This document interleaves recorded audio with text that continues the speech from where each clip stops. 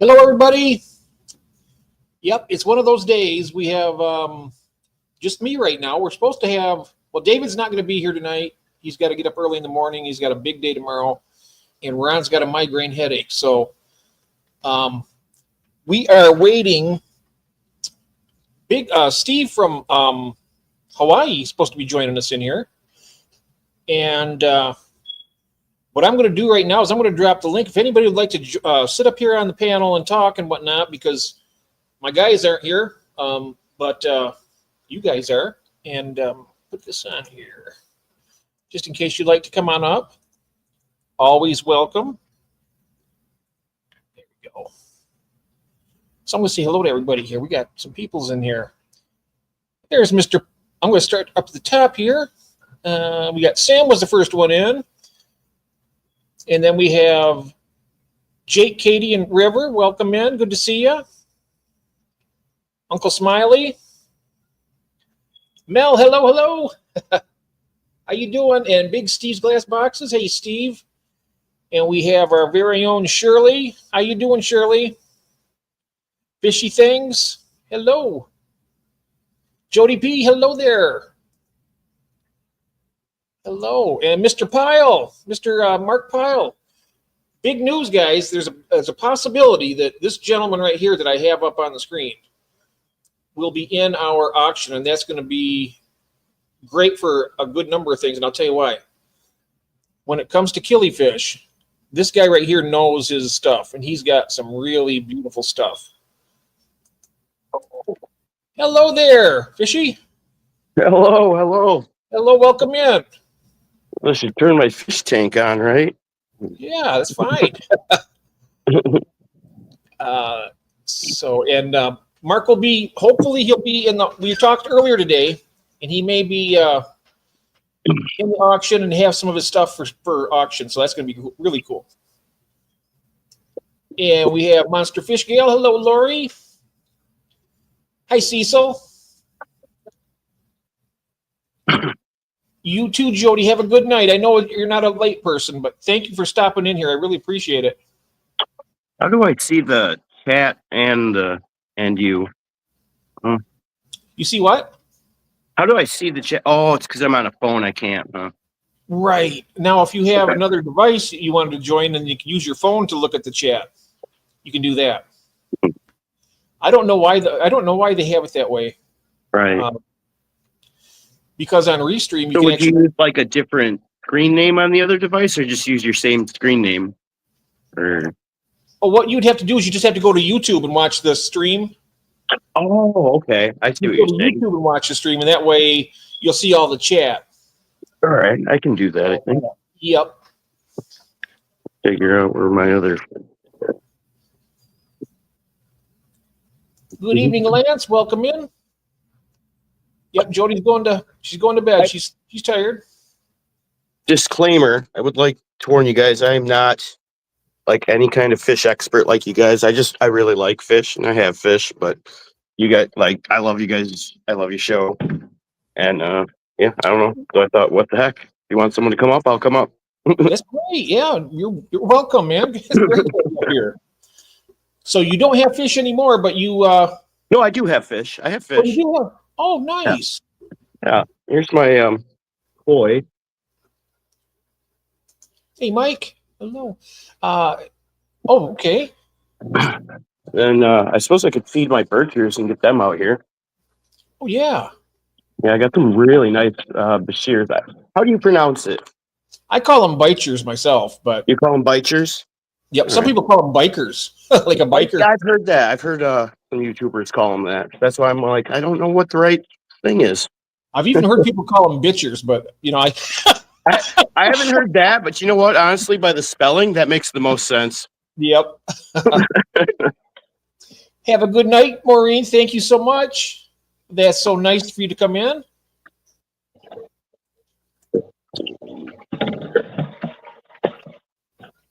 Yeah. So you got, how many biters do you have? 4 total. I've got 3 big ones in this tank, and then I've got 1 little one in this tank over here. Oh, wow. 3 different species. I've got 2 of the regular like dinosaur eels that you might get at like Petco or whatever. But I've got a couple special ordered ones Oh, okay. that I got on the internet, and I can't remember their Latin names, but they're very clearly uniquely different. Huh? I think the ones at PetSmart are the Senegals. Yeah, I see them there. They have some like Senegal, I believe. they're really cool looking. They have some about 3 or 4 inches, for like $7.99. Oh wow, that's cheap.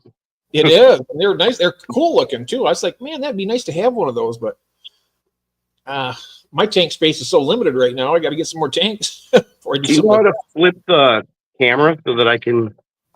Yes, I'm going to put you on the big screen. Here we go. Okay. There we are. That's much better. And okay. Well, they're not coming out. They're being. Guy, there's one. There's a little one right there. Oh, yeah. I don't know. I don't know. Koi too. Those are koi, right? Those are all koi? No. So there's one big white koi, and then these are actually just shiners from the bait shop. Oh, Call wow. them, poor man's Danios. That's what I call them. Yeah. They're cool looking. They're nice looking fish. Yeah. Very cool. I don't know if the Birchers or Bashirs or whatever want to come out to play. Yeah, I've got one like prized one that I think it's like Anchiliri or something like that. That one was like $100 online, but he's really cool if he'll come out. But it's kind of got more of like the flatter head, Mm-hmm. a lot more patterns. He's hiding over in this corner. He doesn't want to play. They're probably a little bit shy from the camera, maybe. They might be coming out. Yeah, and I just flipped the light on. Oh, yeah. It'll take them a minute to get. It'll take a minute, but if you're comfortable right there and just keep the camera. There's one. I see the little. There's right two behind him. There's a couple of them. There's the one with the spots is really cool looking too. Yeah, he's another one that I ordered online. Now they've moved over here. Welcome in, Cecil and David's Aquatics. How you doing, guys? And Christine, hello. If you want to look, you can. What's that? Oh, I was talking to my wife. She's trying to tell me how to get it to flip the camera around on the phone. I can't figure out how to do it. And then I was going to have her do it, and she was like, I don't want to be on camera. What it is, you just go to the settings, and then you go to camera. Okay. And then the back camera is to show something like the tanks or something, and then you have the front camera will be on you. And it takes a little while. Yeah, for me, it took me a while to learn how to do that. Okay, so there's 3 settings here. Oh, yeah, there's a little settings that says a little gear that says settings. You click on that, and then you go to where it shows camera. Yep.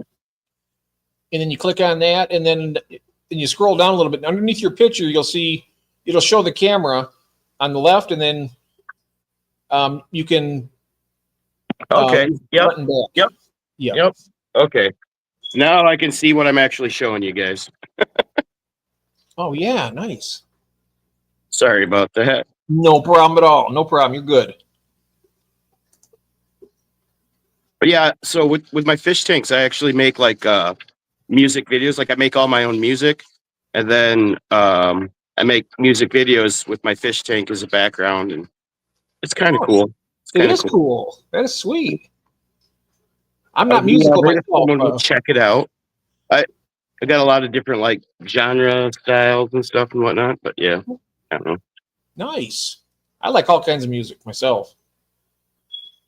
I'm not stuck to just anything, not just classic rock, or I like some classical music even. Some of it's really nice, Oh, absolutely. I think the only genre of music I never found a song that I appreciated in was polka. Yeah, that's just kind of bouncy, isn't it? Yeah, my grandpa loves polka, but yeah, I just never got a feel for that one. And just one more fish. Hey, Jesse, welcome in. All right, let's see if I can just flip back.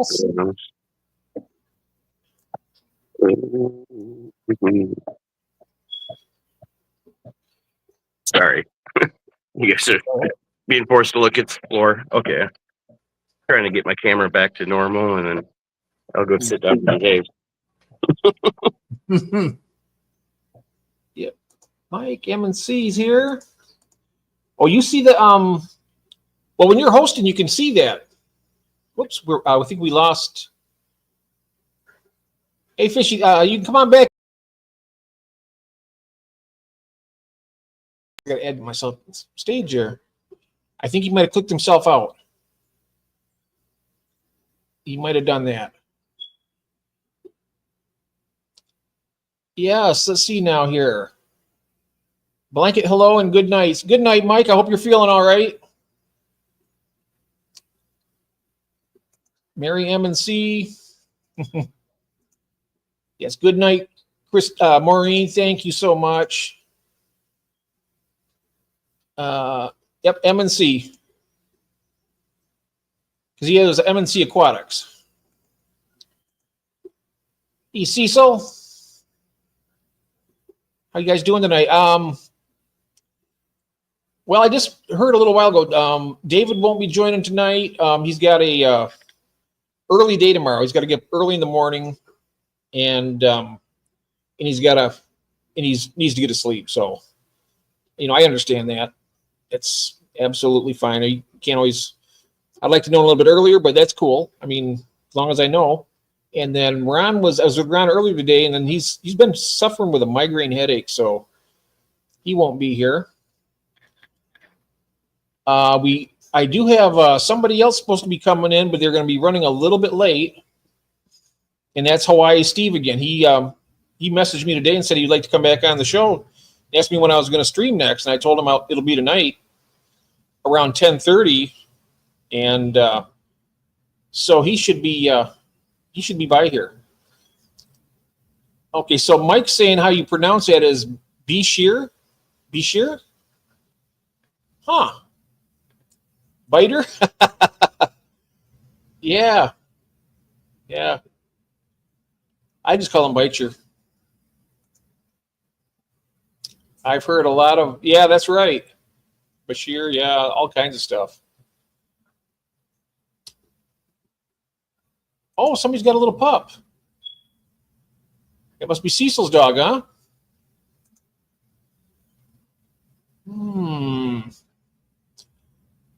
I would like to get some trichers. I'm way behind here now. Be sure. Oh, okay. That's according to the Google Translate. Here we go. Hey, TK, how you doing? And Mr. Dr. Anthony, hello. Welcome in, Doctor. So good to see you. How's your project coming along, TK? I know you broke ground and you got the concrete slab poured, and then you're getting the floor drain in, you said, and I forget what else. I know you're going to have AC heat HVAC unit in there for heat and air conditioning. Wow, what a great project! That's going to be so much. That's going to be so great. Build your fish room and plan it out like that. It's going to be really good. Been lurking moving monsters tonight. Uh-oh. Oh, that's right. You got the, was it the 2,400 gallon pond you were talking about, Jesse, or was that 2,500? I can't remember.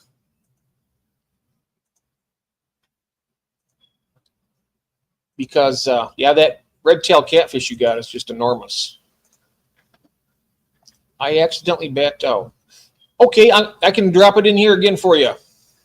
No problem. You know, that happens. I kicked myself out one time. And, whoops, there we go, copied and paste. In the early days, I kicked myself out of my own live stream, and I could not get back in. And so they just went on without me. I was like, and I tried like hell to get in, and I couldn't. I don't know what happened. Of course, I didn't know what I was doing back then. There he is. Hey, sorry about that, guys. Welcome back in. Thank you. Thank you. It doesn't take much to kick yourself out of. I've done that before. And when I first started doing live streams, I was just telling everybody that I kicked myself out and I couldn't even get back in. And then, yeah, when I came back, and yeah, I'm a mess. I don't know. Yeah, that's all right. We have Well, thanks for having me. This is cool. Maritime Fish Keeper. Hey, how you doing? Um, we have Mark Pyle. Welcome Hey, in, Mark. hey. Hello. Hey, Mark. Hello. How are you? Happen to have a few minutes here. Hello, thank you. Good. So you heard me mention to the folks out there that we were talking about the auction coming up, and there's a possibility you might have some stuff on there. Absolutely. I'm going to try to, this coming Saturday, we got a fish show here in the DFW area over in Irving by the airport. But after that, I'll see what I have left. I have quite a few animals, so I'm sure that I'll have some stock left. And then my wife does tons of different stuff like tumblers, and we even got some microfiber cloths that we've got some cool images on, mouse pads, and just jewelry, all kind of stuff. So I'll probably throw something in from her, stash too. That's what she's doing right now. She's working on that, and I was just, getting tags and stuff all kind of situated to make sure all the photos I need. Because you're doing killifish, you're selling killifish. A lot of times you're selling fry. And, like most fish, when they're fried, they just look like little minnows almost. There's not much. Sometimes they start showing some colors, but they don't show their true colors. So I have to have photos of the adults there with some information about the fish. Killifish too, so gotta get all that stuff ready. It's a whole week process at least, at minimum, to get ready for these shows. Because we go all out. I have 3 tables, and they're packed. I mean, it's absolutely packed.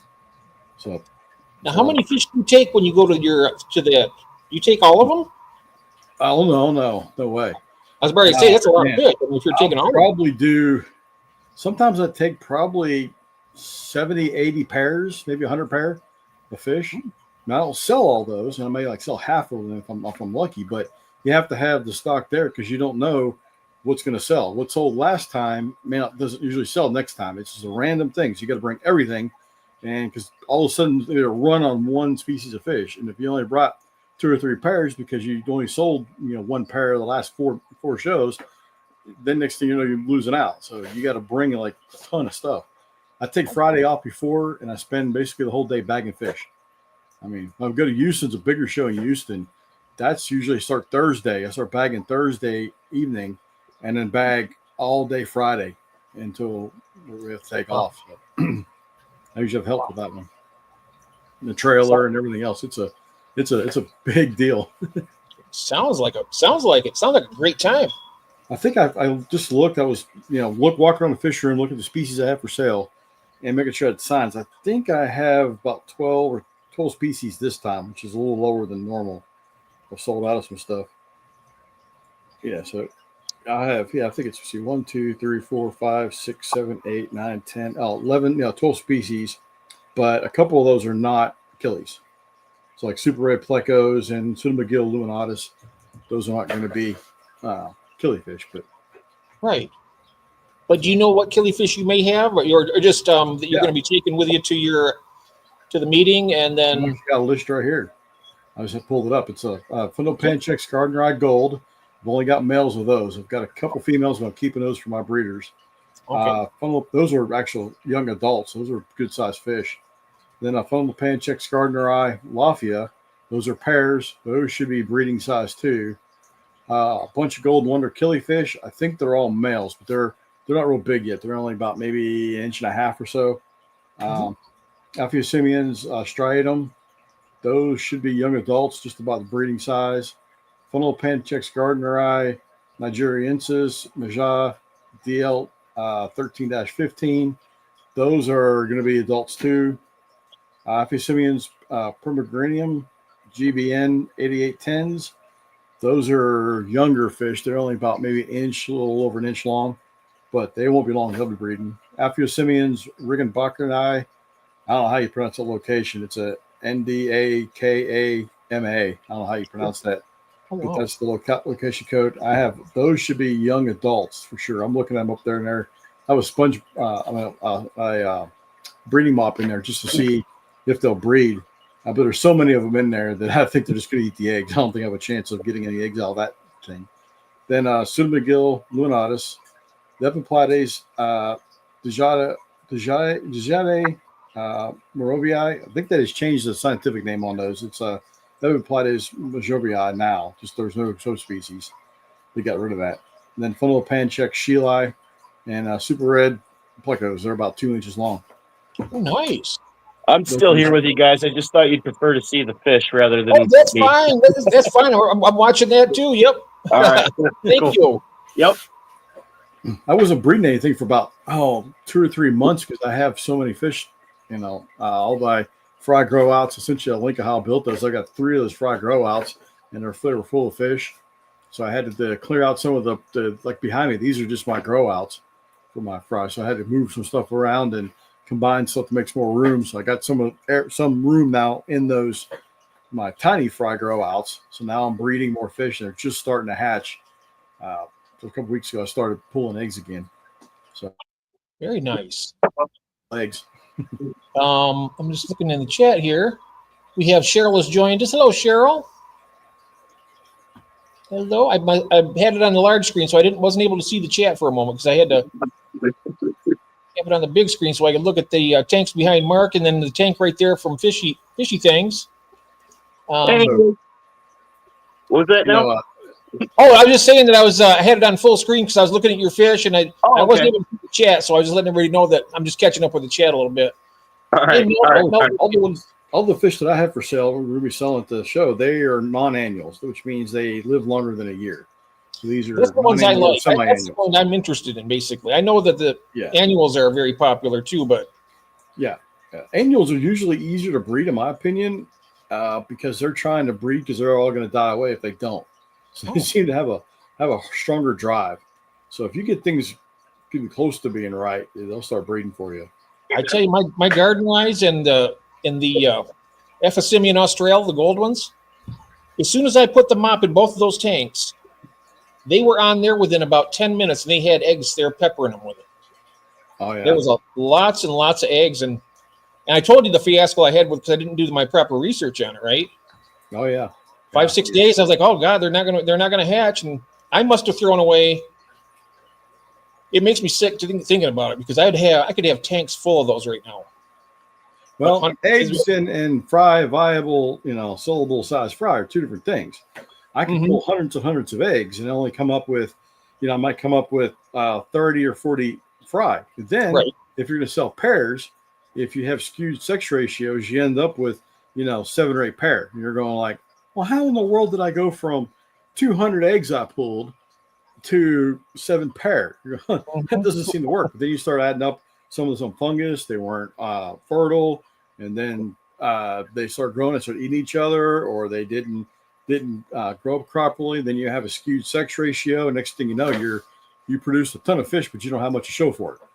So that's why you got to do mass numbers usually, just to kind of get enough to sell. Oh, okay.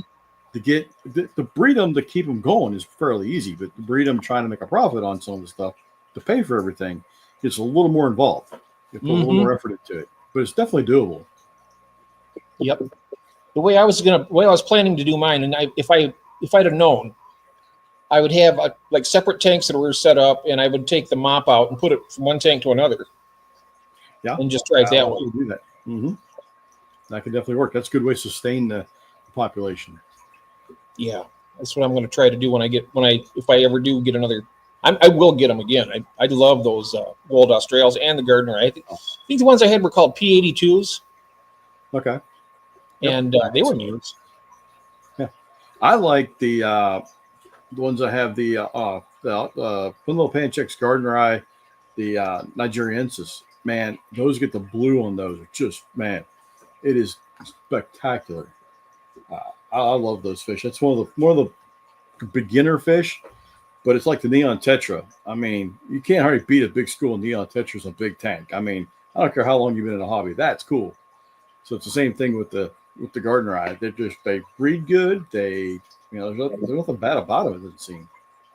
They are just gorgeous. I love the Gardner Eye. And they may have a very slight bit of aggression to them, but not bad, not too bad. You can still keep them in a community tank. Oh yeah, I do. I have lots of those Australs and the Gardner Eye both, and I have other species of Achilles. If I have anything that I got to call for any reason, or I got really bad skewed ratios, and I have like a ton of males, a ton of females, I'll throw them into a community tank, and they seem to do fine. But as long as you have a decent sized tank, and you have some plants or something for them to get hide behind, what I've noticed is as long as you don't put like a pair, if you put a pair of them in the tank with them, then they start getting kind of more frisky because they're trying to defend the female, they're trying to breed with her, they're running everything else off, they're attacking stuff. But if you have a bunch of males in there, they don't seem to really do anything. That they'll sometimes stake a territory out and kind of like guard that territory, but they don't really seem to do damage to anything. So that's for most of the stuff that I have. That's kind of where they work. You can do them as a community fish. We have Steve. He's asking who I have up here with me. This is Mark Pyle. He's from Texas, and then we have Fishy Things. I'm not sure where you're from. Hi, guys. I'm from Wisconsin. Oh, you're from Wisconsin. Okay. Yep. There's a lot of fish people in Wisconsin. Jeff Kane, you, Branton, a bunch of you guys. There's a bunch of people, a lot of killifish people too from that area. Oh, is there? Oh man, yeah. There's the WACO is a big thing. The Wisconsin Area Killifish Association. That's a big organization. They have a big killifish show, and they'll even support our fish and stuff too. Do you know where they have the killifish show at? Like what city in Wisconsin? No, off the top of my head, I don't. Okay. I heard I'd probably tell you. Madison, maybe? It's real easy to look up. I mean, they're a big presence. They're one of the bigger clubs for sure. Cool. Thanks. But in coming in June in San Antonio, the American Killifish Association with the American Cichlid Association and the International Betta Congress and the American Library Association are all having their yearly conferences in San Antonio this year on the Father's Day weekend. So I'll be doing there. I'll be a speaker for the AKA. I think I'm the lead off guy. So nice. I'm talking about my killifish grow out system. Well, it's really any fish, any small fry. It's a grow out system I created that you can produce a lot of fish in a small area. It's a kind of a flow through system. So it's kind of bad because if you get a disease in something, you get a disease in everything. That's the biggest downfall, I think, to the whole system. But you can keep a high quality water and heavily feed. So that's when you're trying to grow out small fish. That's the key. You got to have very clean water and lots of food available. And it's hard to do that if you have a lot of small containers with no real filtration on them. You change water almost every day. You're trying to maintain everything, trying not to overfeed, but get the food amount right. You're going to fail every once in a while doing that. You can't do it perfectly. But with this system, you can just throw tons of food in there because it's always running through, and you got a big giant area in the bottom with tons of biological media in the bottom. So you never have to worry about crashing it one single tank like that. And then you do one water change on the sump basically at the bottom, and you changed out 12 tanks, 12 containers. So it works out really, really well. Nice. That's a great idea, actually. I mean, if you were to do like a rack and you have like one sump for all the tanks, that would be interesting. That'd be very interesting. The way I designed it, it's modular, so I could take the shoe boxes off, move them around where I want. And then if you want to configure it differently, so I have it where the water and the pump is underwater. It has a line that comes across underwater, and then has lines coming up into each one of the tanks, and then it fills the tanks up, and the back overflows back into the big sump at the bottom. So I did that because I don't worry about leaks. Really, if it leaks, who cares? It's underwater. You're not dripping anywhere. You're not causing any problems.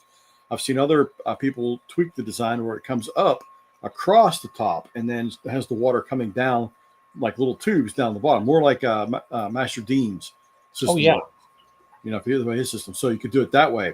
And then you could take the sump that I have, which is basically a sweater box that slides under your bed, is what I'm using. You could actually put a bulkhead in that and then run it down to a bigger sump. There's all different weird configurations you could go off that, whatever fits your needs. So just because I have mine set up the way I do does not necessarily mean it's going to be the only way. Oh, yeah. So I like to see what other people do. Things. Stephen P knows you. Okay, yeah. Yep. The other is Fishy Things. He's the one that has the tank on the screen right there. And these gentlemen were nice enough to jump up with me because my guys one's ill and the other one is sleeping. So yeah, I'm here if you guys have any questions. I just like I said, figured a fish tank was a lot cooler to look at than me. Yeah, you can be on the screen there. That's cool too. The tank is nice. I like seeing it. Hey, I love keeping some of the minnows and some of the native fish too. So I enjoy it, tanks. Something even like the big golden shiners, they get huge. The golden shiners get giant size, like way bigger than most people think. It's funny you say that. I'm sorry to interrupt. No problem. Yeah, I just wanted so I got a spot where I go fishing where I accidentally catch golden shiners all the time. And I think this year I'm going to try and catch a bunch and put them in this tank and see if maybe I can, I don't know, breed them or how they keep. It's a 110-gallon tank. I don't know. You think a golden shiner would be all right in there? 8 inches. Huh? Some of those get like 6-8 inches, man. They get huge. Yeah. Fine. I mean, don't you don't put too many of them in there because they're very active fish.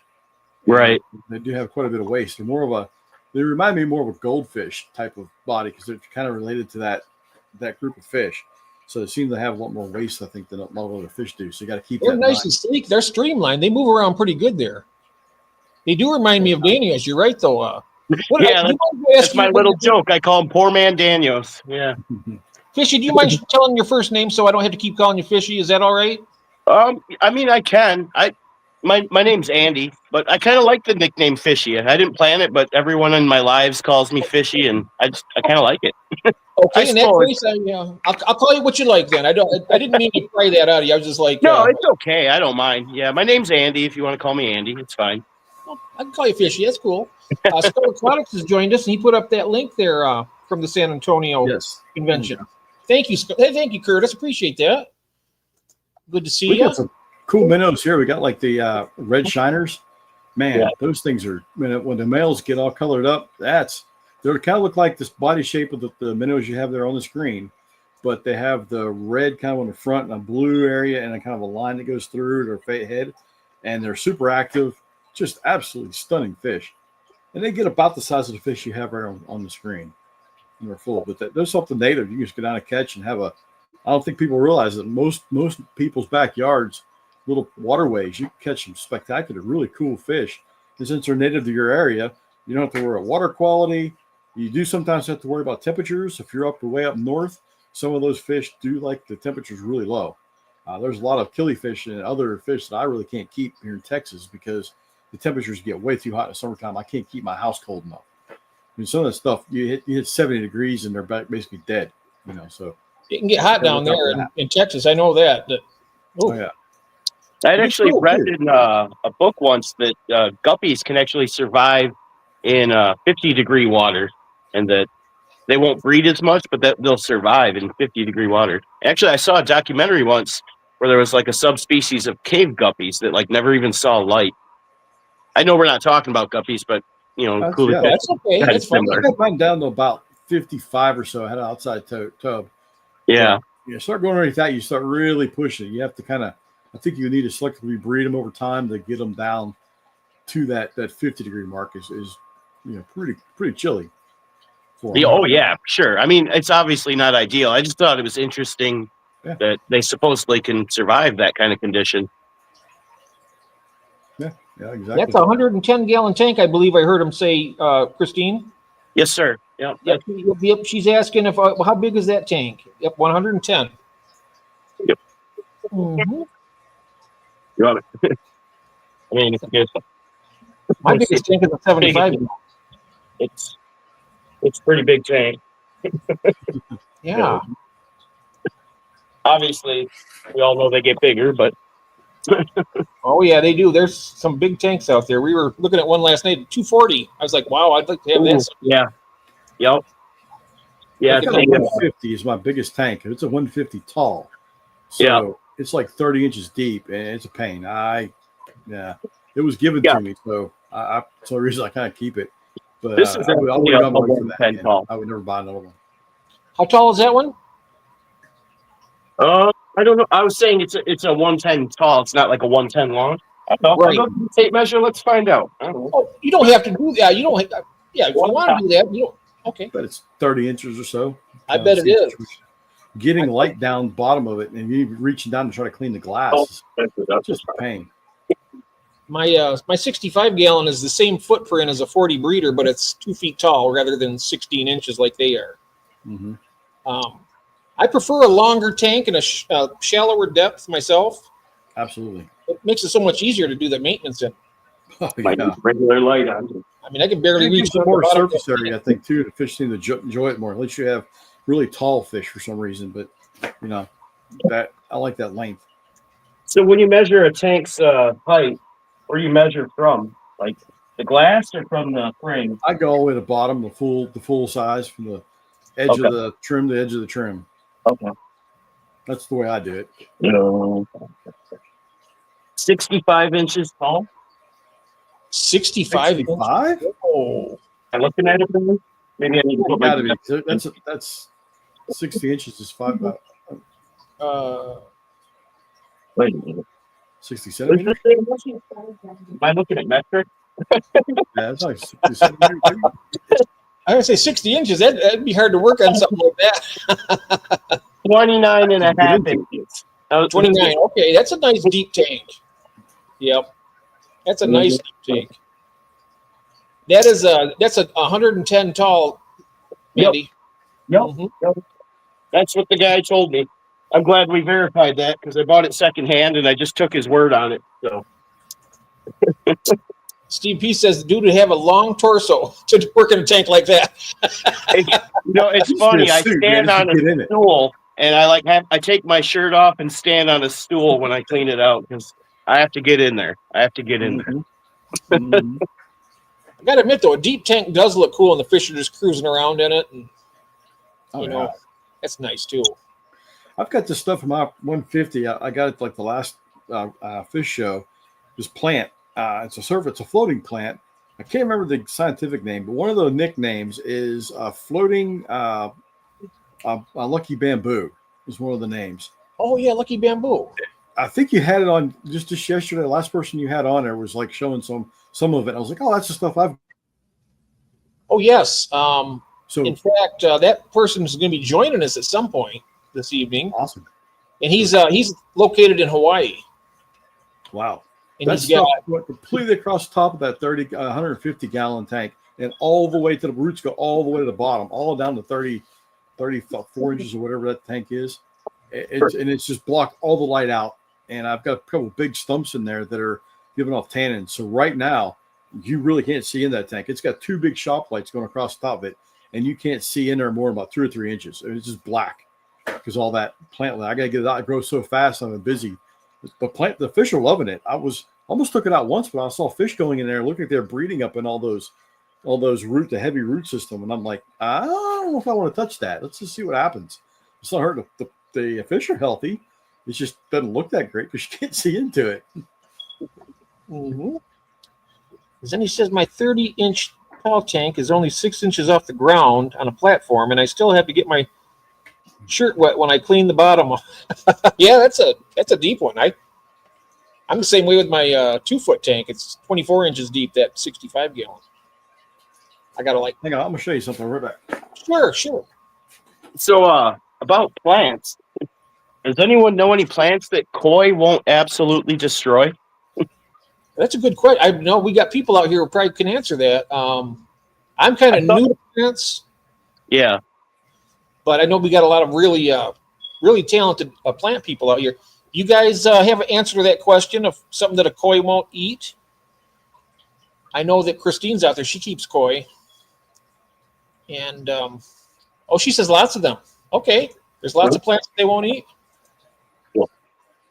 Ah, okay. All right. Because, I've kept hornwort with koi. Ben Sharp has said. Zen says large leaf anubias and bulbitis might work. Really? Yep. Because it's the anubias is like more of a tougher plant. It's one of those. Is it called an epiphyte plant? Oh, and Curtis says my goldfish don't touch crypts. Wow. Oh, here's a list right here that Christine has also. Lilies, marsh marigolds, aquatic mint, and aquatic celery. Huh.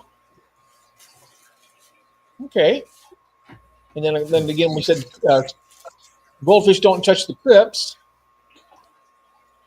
And Ben Sharp says, yes, Anubias has worked for me as well. I'll be darned. Branton Lightcap says, I agree, Anubias would be your best bet. But probably just the bigger ones, the bigger leafed ones, I think they're tougher.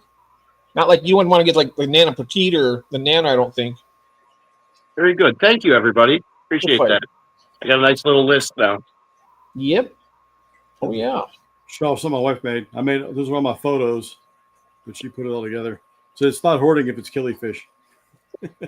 And here we got Melvin says, 4-leaf clover, they won't eat it. It would be bad luck. Well, there you go, Melvin. Oh, my goodness.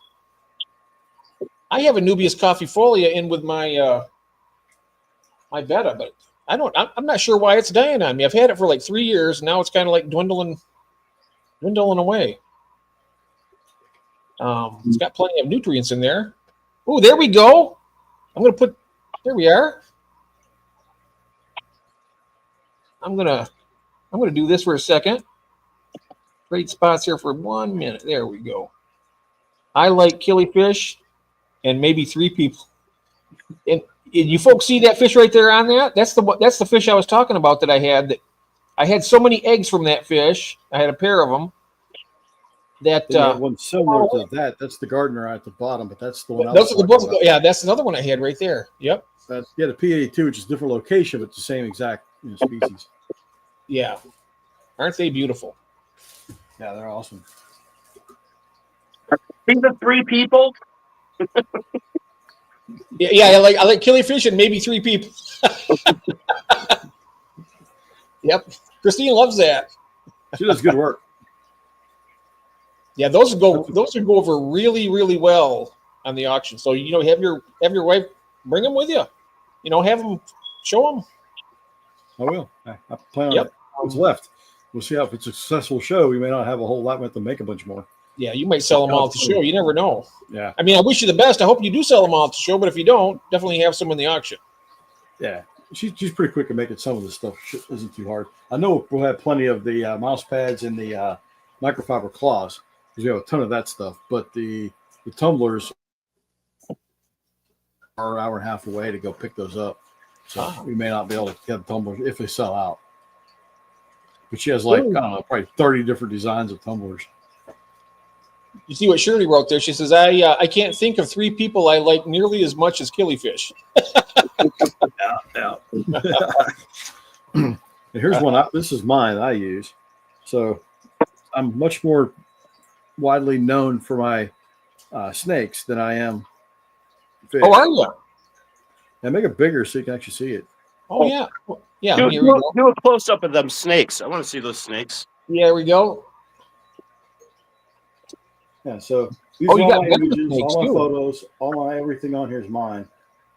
And I have this big poster, and then she put it on a mouse pad. So these are all the venomous snakes of this North Texas. You're keeping venomous snakes. Yeah, I do a lot of education stuff with them. In fact, coming up here in March, in about a couple weeks, and then again in April, I'm doing a educational basically a workshop for like animal controls and other people that go out and I did something for solar farms.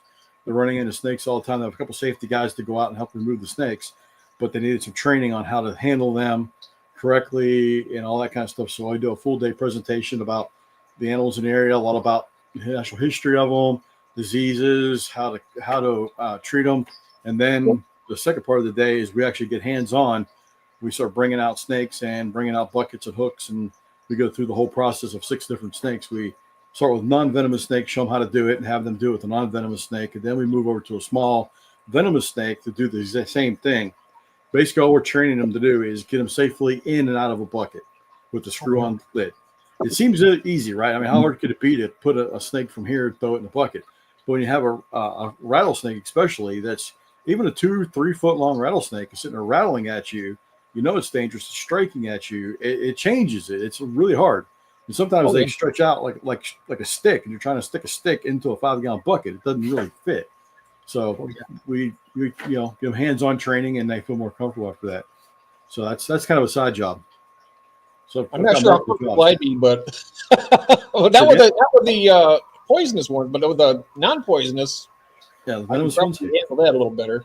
But to answer your question, Elaine, yes, I have used the API leaf zone on it, and I'm not sure why it's not. It might have been the scuds because they were attacking it and eating on it, and I have a feeling that was the problem. We definitely have coral snakes in Texas. Not quite a third, but basically the eastern side of the state, all the way over in Louisiana, we have coral snakes, and they go all the way up to Oklahoma, but they don't really. There's like one document across the Red River into Oklahoma, but basically it stays south of Oklahoma into Texas, and that East Texas. They come up to Central Texas, almost all the way over to Austin. Well, they go past Austin. I'm talking about Abilene. So there's kind of a little patch that goes, I guess not quite to Abilene, but kind of that direction up to kind of the Brazos River area. Brant Lightcap, you have I've been doing that for 30 years. Sorry, go ahead. So you've been into snakes for 30 years. Keeping snakes. I didn't done the venomous the whole time. Oh, keeping. I started getting that later on, and keeping them and studying them. So, take like my wife and I went on a anniversary trip to West Texas, and what the goal was to find snakes. I took a whole week vacation to West Texas with, a whole group of us. Like, there's a big group of us went there, and we spent the whole week. And I only got probably 3 to 4 hours of sleep at night. So we were up. As much as I could possibly get in the field, I'm out there. So it's kind of a passion. So you kept snakes longer than you kept the killifish? Oh yeah, longer than killifish. Yeah. Well, I started keeping fish probably, not really seriously, but just keeping a fish tank, probably before I kept snakes. I'm not sure. It's kind of close. But I've been doing the fish off and on. But then I kind of got burned out at cleaning the tanks, cleaning up snake poop. When you have a big collection of native stuff, I got old. I'd much rather drain it, do a water change than clean a snake tank. So and I like the enclosure. I like the whole ecosystem. So when you have a tank or any kind of enclosure with a snake in it, it's hard for a larger snake. You really can't build much of an ecosystem in there. They just trample it and destroy it. When you have a fish tank, I could build a fish tank. I could build them in multiple ways. There's so much more you can do. So I enjoy the whole habitat more than just the animals in there. So the animals in there is cool, but the whole system is what makes it really interesting and fun. You could experiment with different substrates, different way of doing it. No substrate. There's a million different ways of trying things. So if you're willing to try and you're exploring and you're a person that likes to learn, man, you'll never stop learning. Oh, I know it. There's too many options, too many variations. I've always looked at it like this, that I consider each tank its own universe. Okay, you can have everything completely, as long as it's self-contained. You can have. That's what I like about it. You have your enclosed system there. That's the entire. Yeah, that's what I love. There's part of the chaos kind of theory too involved in them. I have all these tanks behind me were set up at the same time, but all of them have taken their own paths. So they're all the same substrates, all the same layouts, all the same lighting. But if you look at each tank, it's got its own system. It's working differently. Could be the plants in there. Could be the amount of fish I have in the tank, or type of fish I have in there. It changes it. And it doesn't matter if I start off with exactly the same. Things will start going different directions. So there's no predictability. So a lot of times I see people trying to say, well, I did this and this happened, so that must have caused it. Sometimes you don't know because it's too dynamic. The system, you cannot get rid of all the variables in a system easily enough to say you made a change and this happened. So, the correlation doesn't equal causation all the time. It's too dynamic. It's hard. If you do it over and over again, you repeat it, and then another person may not be able to repeat that because there's a slight difference. May have exact same water quality as far as you can tell, everything's the same. There's something different. It could be the bacteria in the air is different that's getting in the tanks and changing it. So it's a fascinating subject. Oh, it is, definitely. Hey, Gabriel, I want to let you know that my mail's back working again. What happened is I had to sign back in with my password. I don't know why it says, but I had it set in for me just to be signed in all the time, and I couldn't figure out why it wasn't working, and that's what it was.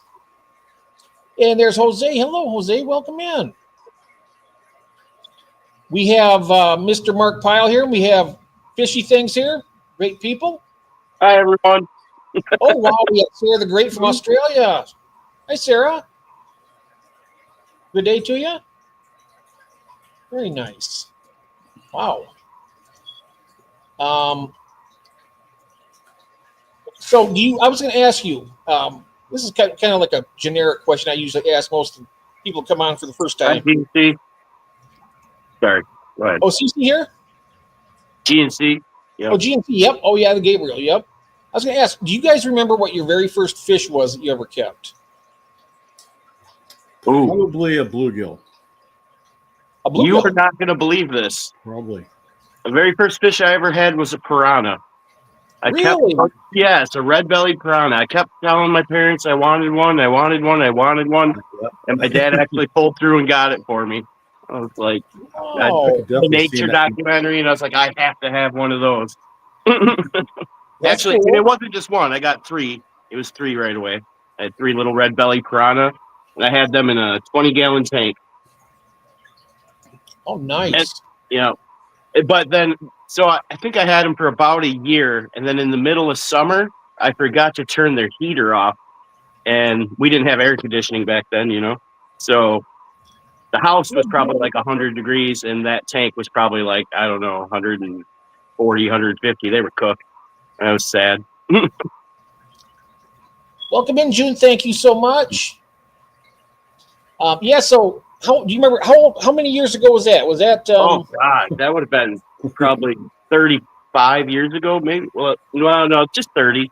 I was probably like anywhere to 30 to 32 years ago. I think I was like 8 years old. Okay. That's about the same time, but I was a little older. I got my first tank in '74. I was 10. Yep, 74. Yep. 1974, my 10th birthday. And I can tell you all the fish that I got. I had 2 blue gouramis, the 3-spot gouramis. Oh, those are good ones. And these are ones my mother bought for me. She bought me the tank. She bought me, she knew I wanted an aquarium because I've always wanted one. But she got me a little 10-gallon. Had 2 blue gouramis in it, a swordtail, orange swordtail. What else was in there? I think that was it. Those 3 fish. That's all I had. But that got me started. They lived for probably, of course, I was new to tanks. They probably lived maybe 2 months, maybe 3 months. I didn't know about. I was keeping that tank spotless, clean. I'd get in there and scrub everything down. Yeah. And that's what you were trying. I was killing them. I killed them. You were doing the best you could. Yeah. At 10 years old, I thought I was doing really well, and I was like, "Oh man, I'm failing these guys. They're playing it." But yep, those were my first fish. I kept the native fish because they were cheap, and I was completely broke. You can find a free tank and you start playing with it, basically. Native fish are cool. I just had a pumpkin seed diet. I had it for 9 years. Oh wow! And it died about 6 months ago. And I'll tell you, that was one of the nicest fish. I mean, it was aggressive. Don't get me wrong, but it was one of the nicest looking fish, and with the hardiest appetite. I could go up there and hold food above the water, and he'd jump out of the water to get it. Yeah. Oh yeah. Favorite fish in the whole room, the whole house right now. I've got 150 some containers of water with fish in it. Well, not all fish in it, but my favorite fish is a pickerel. It's a grass pickerel that I collected when he was about this big, and it's probably about like that now. It's growing, and that thing is cool. Oh yeah, yeah. That would be. Don't stick your finger in the tank unless you expect to get bit. Right. Mm-hmm. Oh my God, that's so cool. It is cool. Did you catch that pickerel out of the wild, or did you buy it somewhere? No, I caught and netted it. That day I was out looking for a pirate perch. If you ever know what a pirate perch is, they're a native species that's unique, extremely unique fish. It's the only fish that starts off with its anus in a normal area, but as it grows, the anus migrates up to underneath its chin. So it's really cool. Yeah. Are you messing with me? To find them. Say again? Are you messing with me? His butthole goes up to his chin? Yeah. Really? The reason is... But they call him a shithead after.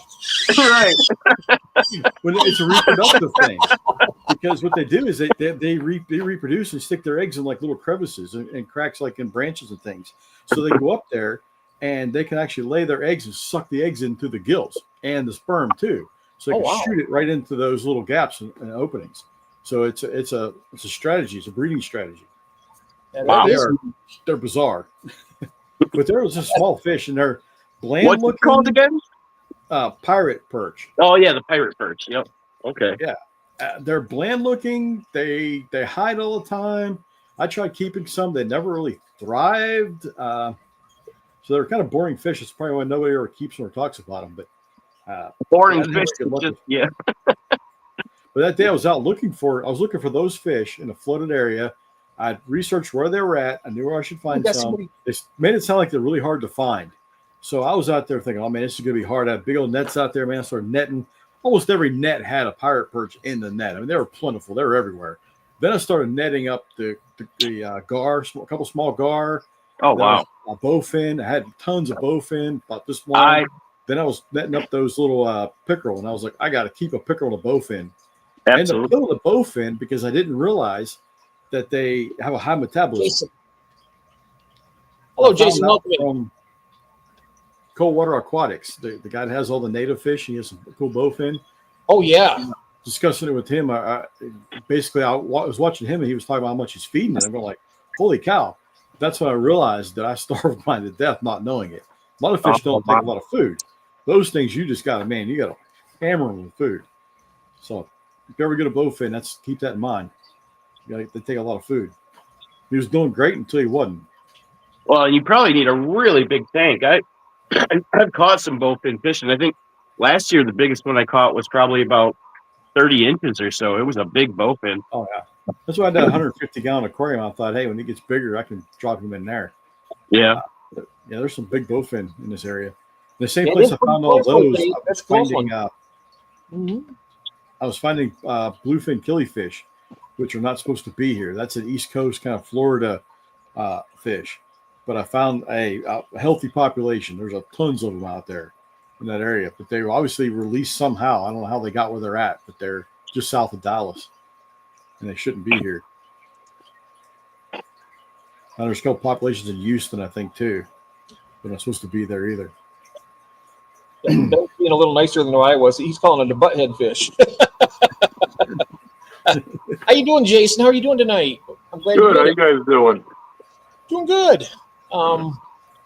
Earlier I mentioned that David, he's got a big day tomorrow, so he wasn't able to make it. I understand that. He's got a lot of work to do, and Ron's got a bad migraine. And then I came on here, and I was nice enough to have Fishy join me and Mark Pyle. He's the one that has all the killifish I was telling you about. All right. How's it going, guys? Doing good. It's going, man. How are you doing? I'm good. I can't complain too much. Right on. Yep. What's that big goldfish I'm looking at? It's a koi. It's a white koi. Nice. And then they're shiners, aren't they? The smaller ones, right? Yep, they're shiners. Shiners from the bait shop. Or if you were here earlier, shiners, I bet. Huh? I bet they're golden shiners. No, they're not. They're not golden shiners.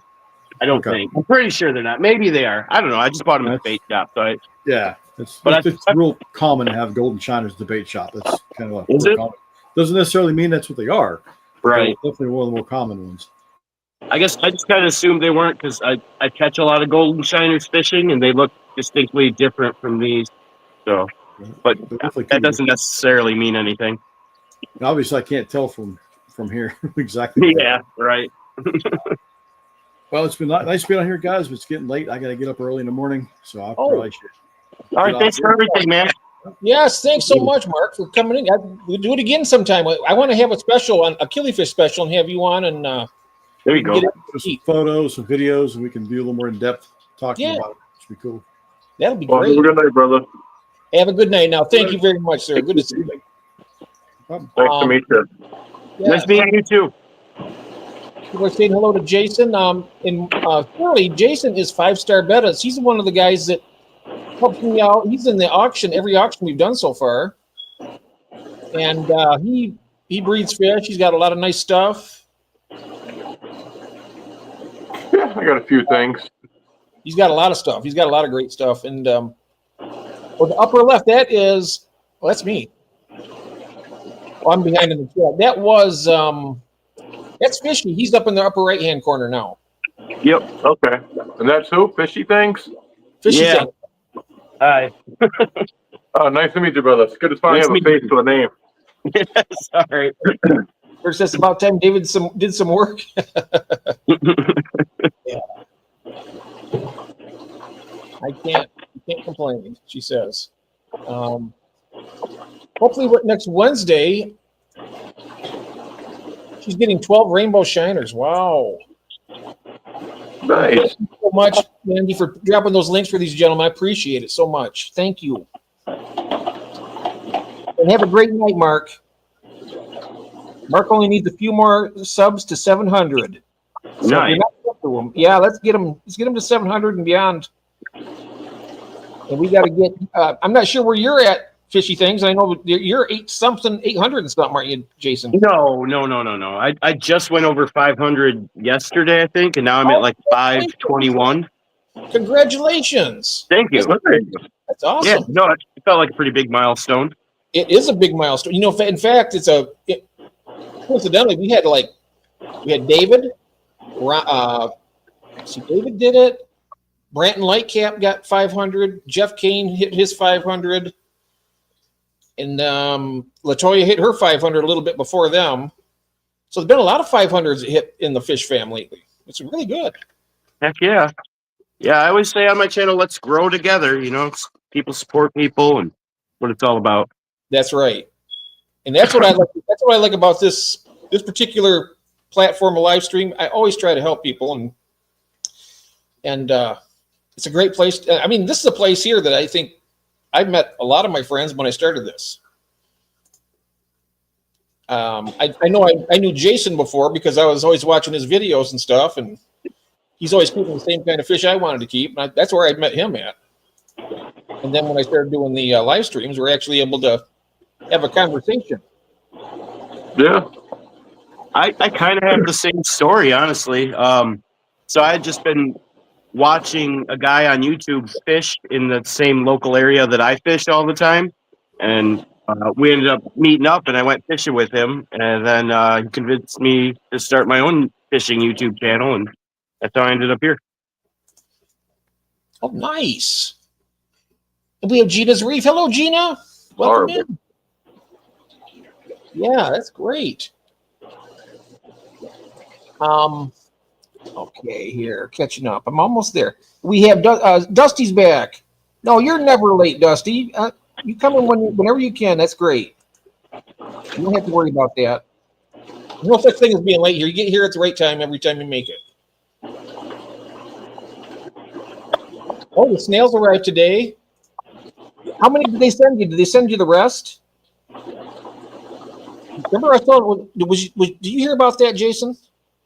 Yeah, shorted 700, only got 50 for $200. Yeah.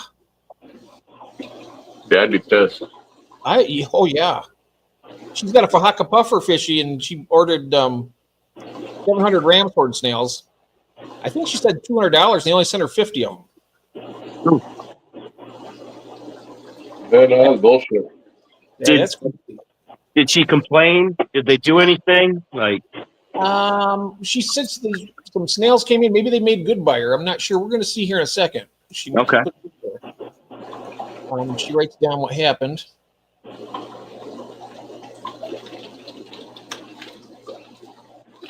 Or demerit. Go sit in the car. It's any.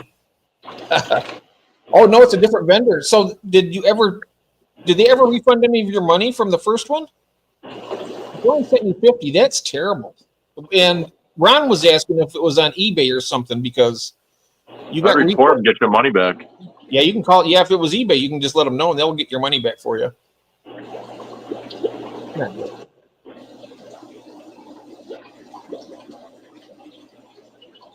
Let's see here. Hey, Cheryl, what are you expecting to pay for your rainbow shine? Oh, rainbow shiners are expensive. I used to get them at the bait store, believe it or not, and they were beautiful to go fishing with. I get like a dozen of them for like $1.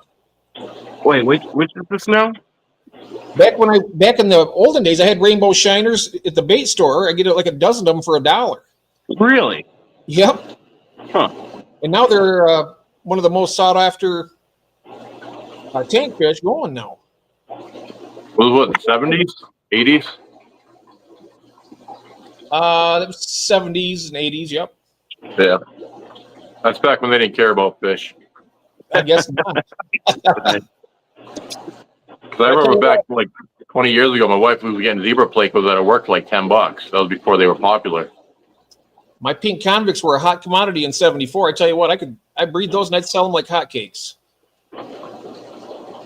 Not anymore. Hey, you can't even give them away anymore. Oh, I probably could. I mean, if I some people would take them. I know that Melvin would take them. Yeah, that's right, Kurt. Snail business.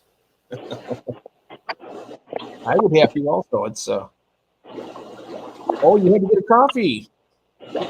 I got my cup right here. It's going to last me for a little bit.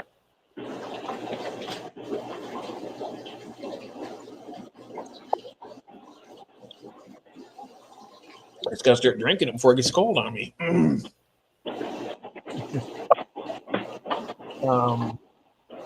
Yep, the other Melvin.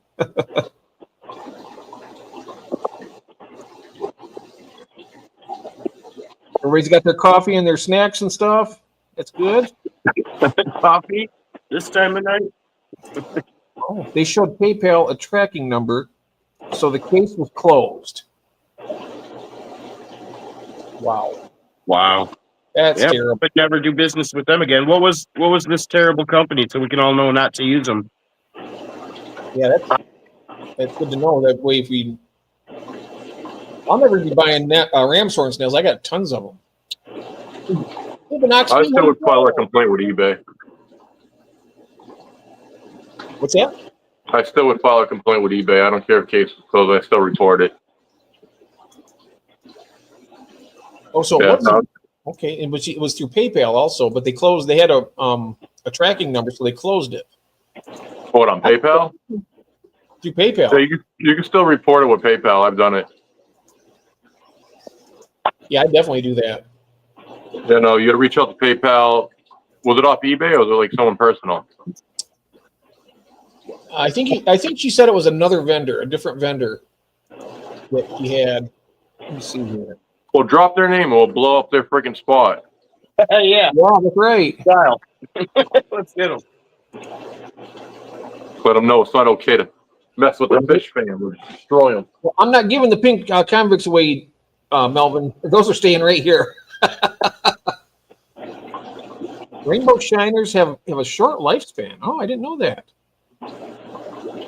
Oh, that's right. How are they doing, Cheryl? How are those Pantalensis doing? Pantalensis. Have you seen those before? The Corys? Yeah, the Pantalensis, yeah. Yeah, I can't even say it either. I've never seen them in person, but I've seen them online. You know, I've been tempted to buy them for a while. I'm going to pull one up here. Yeah, they're gorgeous looking fish. Yeah, here we go. Pantalensis. I want to bring a Pantalones. picture up there. Yo necesito pantalones. Yeah. There we go. Present, share screen. Get an idea how beautiful these things are. I tell you what, they are nice looking.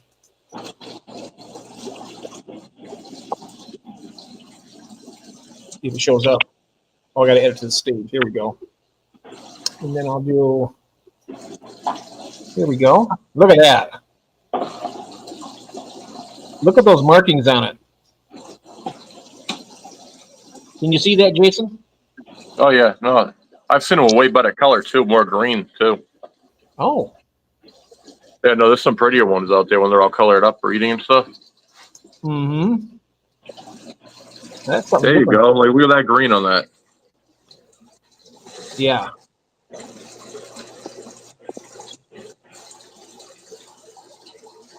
Not bad. Not bad at all. All right. Congratulations on that, Cheryl. Those are nice. Oh, Tristan here. Hi, Tristan. How many did she get of them? I don't know. We'll have to ask her. Cheryl, how many did you get, Cheryl? Is that pricey? What, like $50 a fish? $40? They are. I'm not really sure exactly how expensive they are. Well, my son Tristan says hi to. Hello, Tristan. Hello. I wasn't sure if she was talking about Tristan's Tropicals because he might be coming in here. He's in Wisconsin also. Yeah, I bet they do cost a pretty penny up. Let's see here. Let's see what she has. To a guy that breeds those. Oh, really? I tell you what, Curtis is the man to talk to. He's got all the connections.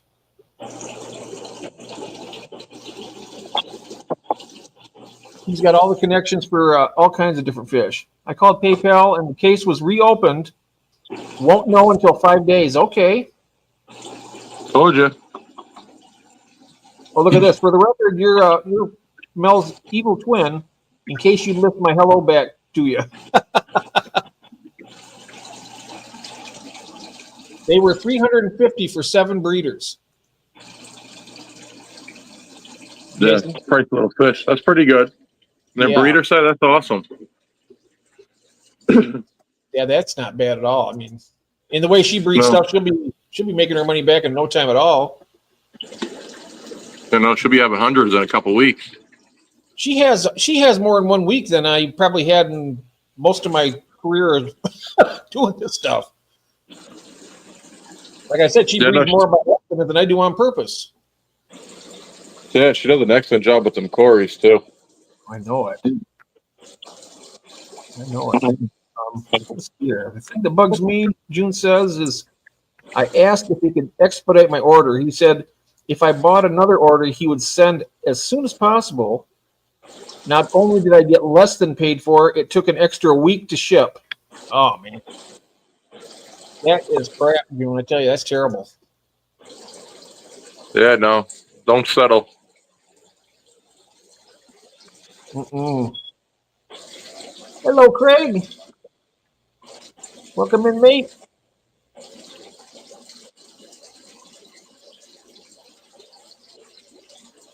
How you doing, Nathan? I keep forgetting. I was always looking for the LDH. Then I keep remembering that him and his wife have their own new channel set up now for Gills to Gardens. There's some real Nate's there. Hello, Nate. New names out there. We got, Lance from Sleeper Barbecue. He goes from grills to gills. Because he figures he can fit in with the fish family better that way. Oh, yeah. You never saw the photo. Oops. Let me go back and do that. Sorry about that. Here it is. Pull this back up here. There we go. I was too fast with that, I think. Here we go. Share the screen.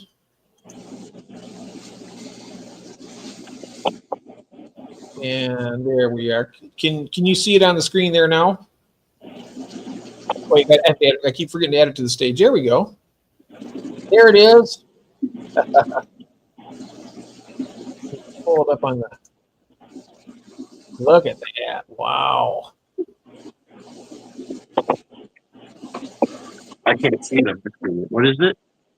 That corridor right there. It's I don't see it on my screen. Do you see that, Jason, on the screen? What's that? Do you see the screen? Is the picture on the screen there of the fish? Yeah. No. You guys both see it? I just see like a blue screen.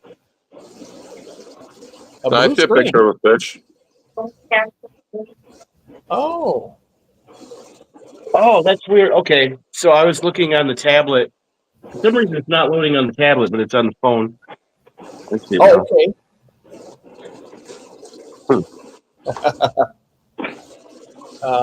Let's see here. Go ahead and make it bigger. Yep. But yeah, she got 7 of those. Now Wow. it's on the tablet. Okay. I guess my tablet's just delayed. So is my brain. Don't feel bad. I'm with you, man. I'm with you.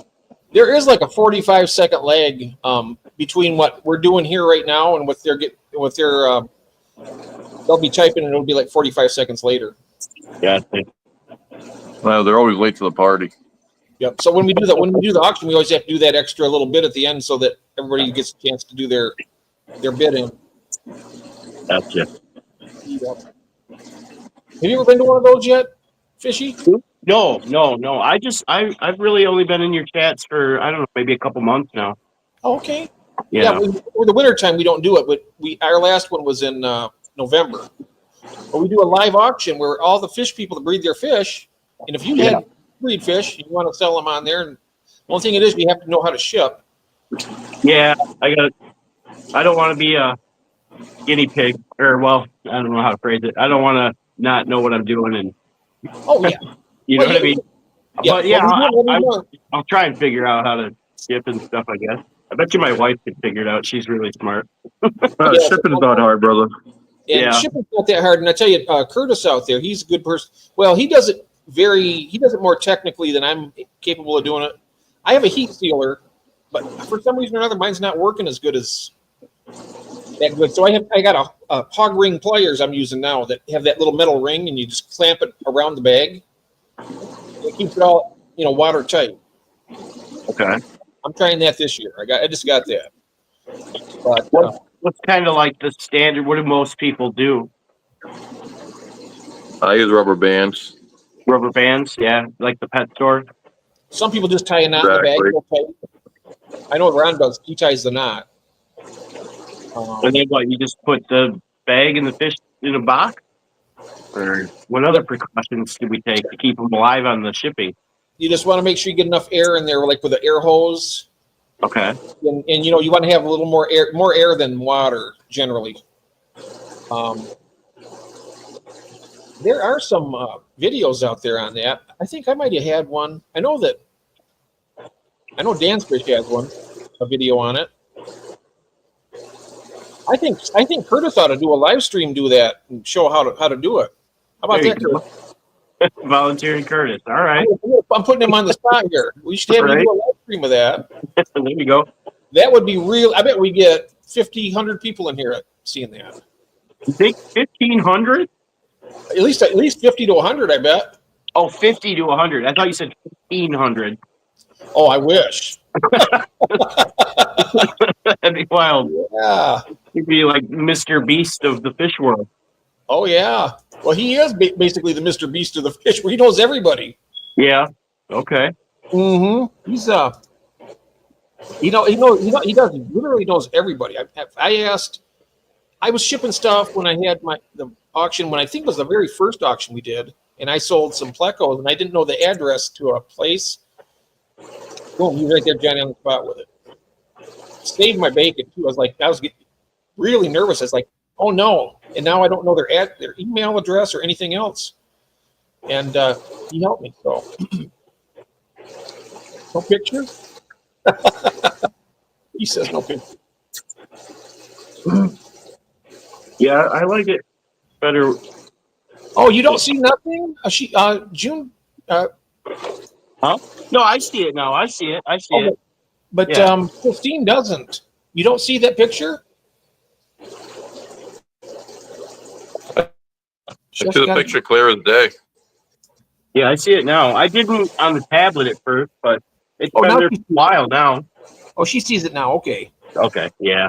I'm just far behind the chat. I think everyone's device probably has a different amount of delay depending on who knows what. Oh, the cyclone's getting close over there, isn't it? It's supposed to be tomorrow. Miguel's Cories? Is that the name of the type of Cory?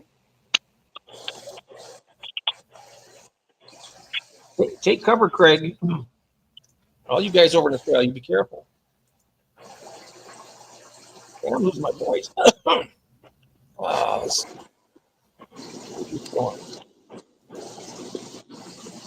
Oh, I got a random question. Okay. Does anyone know, like, I think I've seen it before. Is there like a false Corydora that is like a lot bigger than most other Corys, but looks like a Cory, but isn't actually a Cory? I know that's a lot of stuff, but That's my question. That's Corey's. Barbados, maybe? Is that what it's called? Oh, are you thinking of Hoplo cats? The Hoplo cats look similar. You might be thinking of Hoplo cats. That's what I want to get. Hoplo cats. I want to get the albino ones because they're really cool looking. I want them so I saw how big they got. I saw some fat ones. So I was like, a little big for me. I've only How seen big it do they get get? about 5 inches, right? Just 5 inches? Yeah, they're good size. I'd like to get those though. Hmm. They're really cool. I mean, they're peaceful. I mean, they'll eat stuff if they can catch it if it's small enough to fit in their mouth, but they're not really aggressive, I don't believe. They're cute. A little too big though. Huh?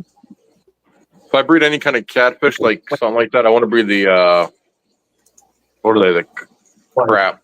The little dwarf African catfish. What are they? The not crap. I'm brain farting bad right now.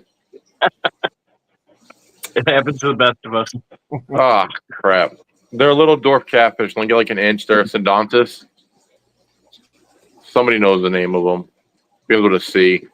Synodontus. Yeah, they're a little Sindontis. They only get like an inch and a half, maybe two at most. Okay. I know there's the I think they call them the copycats. Or The yeah. census figure says cuckoo cats. yes, that's it. Is the it cuckoo cuckoo cats, cats? they get about I thought 6 it was funny. The multipentanus, they get about 6 inches, those the cuckoo cats. What they do is they go in when the African cichlids are breeding, they will drop their eggs too at the same time. And the female will pick their eggs up and carry them in their mouth. And the catfish, they hatch sooner than the cichlids do, and they feed on the eggs and grow in the female's mouth, and then she'll spit them out, and there'll be little baby catfish all over the place. Oh wow! Yeah, they're called what's that called? Not an infestation, but Like parasitic. Well, no. parasitic. Yeah, they're a parasitic breeder. Yeah. It wouldn't be Symbiotic. parasitic. That would mean that it like lives inside of it, right? Well, I mean, I guess it kind of does. It does. It lives inside the mouth and then eats the it feeds off the other African cichlid eggs and maybe even fry. I don't know, but they hatch a lot sooner and they grow a lot faster. So Yeah, there's a bird that does a similar thing like that. What am I thinking? I know you're talking about, but I can't remember the name. I've seen it. They drop it in the nest and it kills the other birds and it gets raised by the other birds. Yeah. Yep. Petricola is the catfish I was talking about. Continue to raise it too. Yep. Yeah. What is that? There's a whole like crazy movie about that, but it was like, yeah. Vivarium. Oh, Vivarium! I seen that movie. Wow, that was really something. That movie. So the person that wrote that movie got that idea from like watching a documentary about that bird that does that. Oh. That's cool. It was so Sorry. That was such an impressive movie, though. He kept remember he's out digging in the yard. Yeah. It was just losing his mind. It was. Yep, I tell you what, that really bothered me watching that. Oh, that movie haunted me for a while. Yeah. He is the Cheers of the fish fam. They look great with Illuminatus. Okay. Oh, you see it now? Oh, that's why I'm so far behind. That's what the problem is. Petricola. Do you ever hear of them, Jeff? That's the dwarf catfish I was talking about. Yeah, the Petricola. Yep. There's a Petricola I can't even pronounce it now. Lucipinus, I think it is. You only get about maybe 3 inches. This one's Sindontis Petricola. Okay. You want to share that? Let me see. These are a cool little one I'd like to keep. Let me try this here. I'm gonna bring a picture of it. Synodontis. Yeah, bring it up. Petricola. Yep. There we go. Synodontis Petricola catfish. Wow, it's nice looking too. Here we go. Yeah, it's a little fish. Yeah. Share the screen. Oops. Well, I got to stop sharing that one. Then I can present the new one now. Here we go. Screen. I know my friend Sandy Doty has the Lucipinus up in Canada, and they only get about 3 inches or so. Yeah. And I got stage. Here we go. Here we go. Yeah, those are nice. That's a nice looking catfish, Jason. Yeah, I think they'll get, what, 2 inches? Oh, maybe. I know that the Lucipinus get about 3 inches. That'd be great. I'm going to have a school of those. That'd be great. Yeah, definitely. Oh. They're supposed to be easy to breed, too. Oh, really? Oh, nice. Yeah, I watched the video. They just put like a cave with like a tunnel, and they could just go and drop their eggs down it. It's kind of neat. You could probably breed them in a 1-gallon tank too. Well, I'll tell you right now, we do want it, so do it. He says someday he may stream and show stuff, but only if people want it. That's like asking if we want, kids want Christmas. Right. Absolutely. Scott, why don't you be on my channel on Sunday and you can show everybody for the first time? Who's that? Skull. Skull wants to be on. Skull want to do a live stream? Oh, yeah, have him like do a tour. That would be great. Yeah. You can ask him. He's out there right now. I'm still trying to decide what I want to do with the auction since there's only 3 left. Well, 3 to 4. I mean, we're not going to be too strict on it. We just just 3 or 4, whatever you want to do. Should we do a 2-night auction? We just have 3 lots each night. Well, like 3 to 4 lots per person. If we have like 10 people, that's going to be 40 lots. Yeah. I don't know if we're going to have 10. We'll have at least 6 that I know of.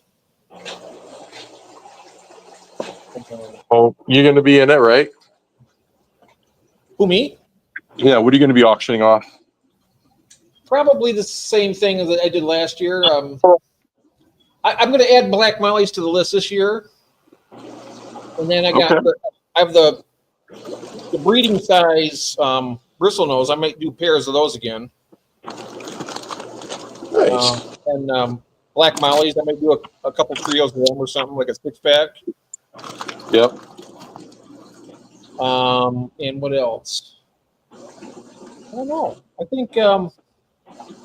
I think that's all I got for right now until I get more breeding stock and get more stuff going. But I'm hoping by the end of the season I'll have other stuff coming into the auction. Nice. Yep. Okay. All right, Christine. We'll see you in a little bit. Mine are called microsyningalus, is what Shirley's calling them. Yep, yeah, the cuckoos, yep. I want more of what I have. What are vinegar eels? The moneyless Maven's talking about vinegar eels. What are those? Eels of the vinegar family. I think it's the apple cider vinegar, right? Apple cider with a chunk of apple. And a chunk of apple in there, and you just let it go. And when you see little things moving, I guess they turn into like little eels will start growing. Are you serious? Yeah. I'm more of a worm than an eel. I've never tried those yet, but have you done those before, Jason? Oh yeah, I've had thousands. They're easy. How do you harvest them? Just take like a little eyedropper and take some and. Nope. Actually, I don't have any right now, but I'll show you what I used to use all the time. Okay. Stop sharing. You can keep a culture of them for like a year without a problem, without even having to do any maintenance. I left mine and they froze off. Are you talking about me, Gills to Garden? Fishy thing? Oh, let's see here. I think I got blocked. Oh, no, you got blocked? No, I got you on the big screen. Well, let me hold on one second. There we go. All right, so vinegar eels, what I would do is I'd have a regular container. We'll just say like a jar like this. You would just put a chunk of apple in there, and then you fill it up with apple cider, like halfway. You don't have to do a ton of it. And you would just dump a starter culture in there, let it be. Then once you get a good culture going, you're gonna just get like a long neck bottle like this, and all you're gonna do is let me put it up here, make it easier. So you'd pour the culture in here with the apple cider to right about here. Mhm. Then you want to put a piece of cotton in here. So what's gonna happen is you're gonna grab a piece of cotton right now. So I'll show you. All right, so you grab a piece of cotton, you shove it down the bottle. Ah, fuck. Where the hell did all that blue come from? Uh-oh. Yeah, I must touch the Where'd methane it blue somewhere. Uh-oh. Yeah, whatever. Yeah, so pretty much you would just put the cotton halfway down and you'd fill up the top of this with water. And it would be like a separation divider from the apple cider, so you're not sucking up apple cider. And what happens is they'll swim up through the cotton and all the vinegar yields will be right on the top part, and then you just go in with a pipette and you suck them right out with the water. Oh, wow. I didn't know they could pass through the cotton. Yep, they pass right through, and that's why the apple cider stays on the bottom because it's denser. Then it separates it, and the water stays on top. This way, you're not sucking apple cider vinegar into your tank. Awesome. I'm going to try that. I've never done that before, but I didn't know how to. Now I know how to do it. Oh, it's very easy. Like I said, you just get a culture, chuck it in a thing, you leave it there for like a couple weeks, get a nice culture going, then you just throw it in bottles. And then you like every what? I used to do like 5 or 6 bottles, so every day I had a bottle ready to go. And I wouldn't even like change it. I just let the culture be, and then it would just constantly keep reblooming. Wow. Yeah, no, they were so easy. Oh shit, Jim, you thought you called that I'm a mad scientist up in there, I'm telling you. the Petra-Cola? She thought you called it Pepsi-Cola. Wow, that's funny. Petra-Colas are leopard print with white whiskers. Ooh, one of your top sellers. Oh, nice, Jeremy. The Cory is Miguelco Cory. Check out the red sailfin Cory. Red sailfin Corys, huh? Let me check those out. I gotta knock some of these tabs off I got up here on the top of my bar here. Otherwise, I'm gonna run out of room. Here we go. Red sail Corys. Red sailfin Corys. Okay. Red sailfin. Oh, that's a red sailfin. Is it the Venezuelan? That's what it is. It shows a red sailfin Venezuelan. Okay. That's what I want to get to, though. Is Cheryl going to be in the auction? Yes, she is. Oh, I know what I want. Oh, yeah. We're going to be fighting, Jeff. Look at that. Yep. That's a pretty fish. Black screen again. Yep. Oops. Now you can see it now, though, right? I see it perfectly fine. I think it takes a good 10 seconds before it. Oh, right, because it's like a little bit of lag. It goes to them. Yep, there it is. Oh yeah, definitely. We want. Yeah, that would be great. It would be very popular, Curtis, and everybody would really appreciate it. I know I would. That is gorgeous. Yes. You see that, Cory? Is it really that bright in real life? Or is that... Yeah. Really? That's natural lighting. That is a gorgeous Cory. Oh, that is Fishy Things. His name is Fishy Things, and then you've seen him in the chat before. Yeah, I say a bunch of weird stuff and... Yeah, that's Fishy Things, yep.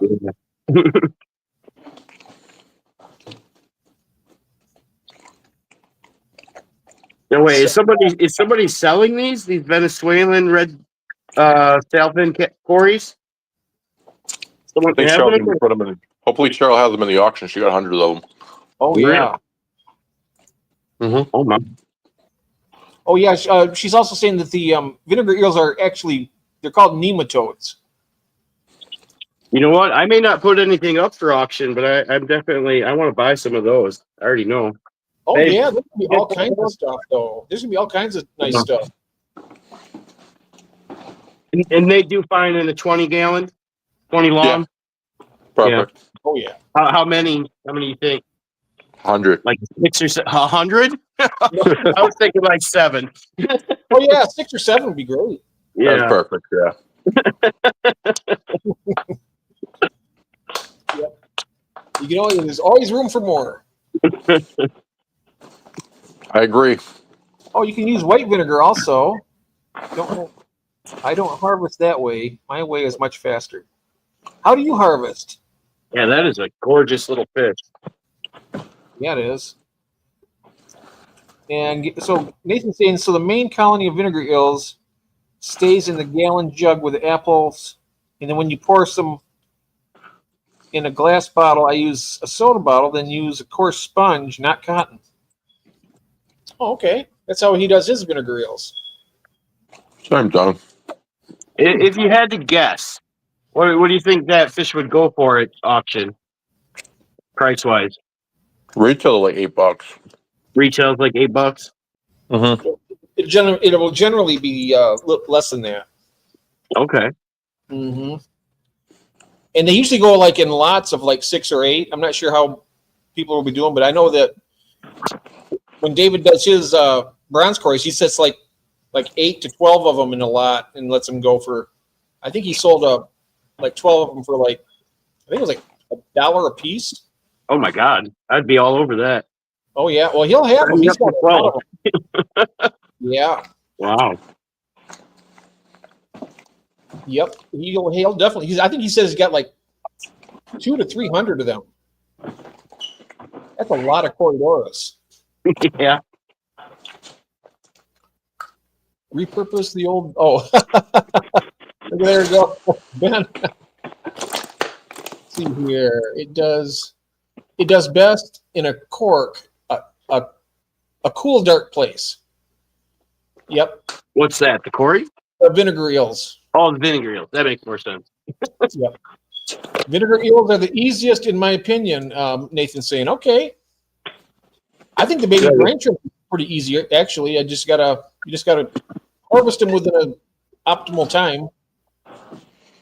No, vinegar eels are easier. Okay. They're definitely easier. The only thing I don't like about. Huh? Are they smaller than the brine shrimp? Baby brine? Their size is like a micro worm, maybe a little smaller. Okay. Like I can barely see them, to be honest with you, but I know they're there. Good night, TK. Thank you for coming in, my friend. Good to see you. Yeah, someone in the chat a little while ago threw out the idea you can just harvest mosquito larvae. Yeah, I've done that. I just put a 5-gallon bucket out on the deck, and here in Michigan, I go out there. You'll see a bunch of them. My black mollies love them. I throw them in there, and they chow them down. Yep. A bucket of shallow water. You're right, outside. Hey, there's Austin. Speaking of the anybody's looking for plants, Austin will be in the auction, I do believe. And he's got some of the nicest plants I've ever seen. He sent me some. They're still doing great. How you doing, Austin? Welcome in. You don't see anything? Uh-oh. You don't see the fish on the... You don't see the fish up there on the screen? Oh, there we go. Okay, he sees them now. All right. It just takes a while for it to come across there. I'm behind in the chat. Look at this. I'm always behind. About the time I catch up is at the time we end. There's so many people in here. Let's look at this. Yes, I know the fishy things. Thanks. Yep. Okay, now, good night, y'all. Good night, Zenny. Thank you so much, dear. And thank you for helping out, putting people's links up. I appreciate it. It's very kind of you. The auction is on the 15th, Austin, at 8 p.m. It's a Saturday. Eastern Standard Time, 8 p.m. Eastern Standard. So that would be, what is it, 7 for you guys in Wisconsin, I believe. Yep. And he is sub to Fishy Things. Good. Thank you for that. Thank you very much. I leave a comment somewhere on my channel, whether it's short or whatever, and I'll make sure to get back and sub you too.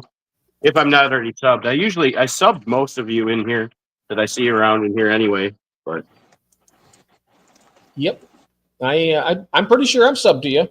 If I'm not, I'm almost positive I am.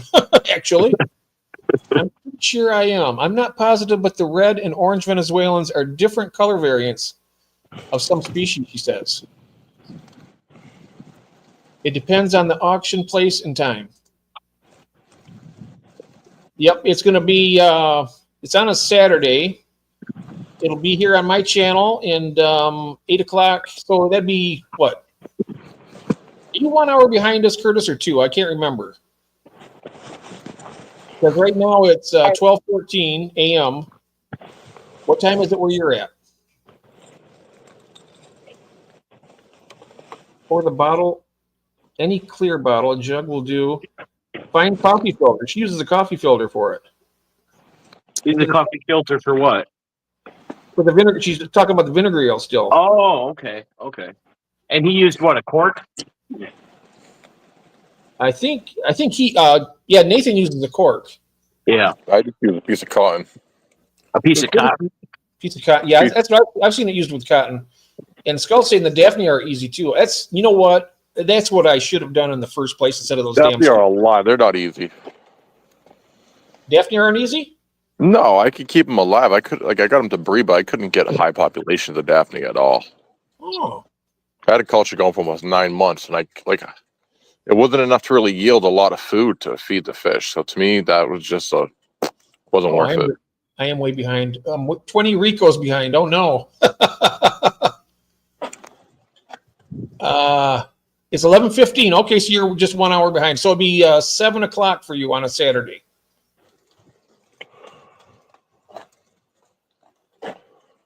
$7. Yep.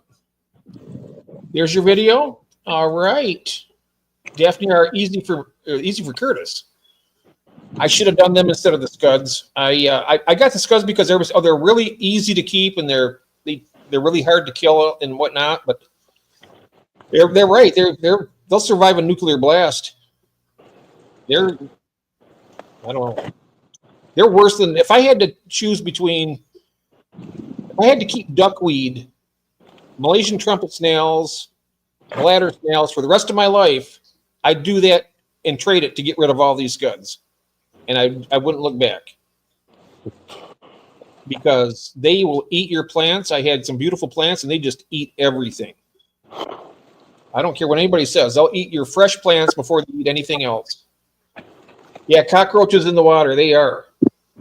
I'll tell you, I don't know. I don't think any snails can survive Bashirs. Every type of snail I've tried, and this tank used to be like notorious for snails that wouldn't go away, and these Bashirs got rid of. Well, that was a different tank actually, but I think Bashirs eat snails. Is what I'm trying to say, I guess. Oh, I bet they do. If you all search fishy things, be sure you're on the right page. I found another channel, the same name, but one is all caps. This mine has an underscore between fishy and things. Okay. I think there's like a little kids channel called Fishy Things or something like that. Mine's the one with like 500 subs. That other channel's got, I don't know, like 20,000 or something. I'm the little guy. Let's see here. I'm about to get done Daphne's shorter culture. I also called you to get rid of those scuds. You're gonna regret those. I'm gonna tell you right now, Shirley, you're gonna regret those scuds. They're gonna eat all your plants. That was the worst mistake I've ever made in 50 years. 50 plus years of keeping fish. I will never live that down. That was the worst thing ever. You have the carp video, right? I've got some carp videos. Yeah.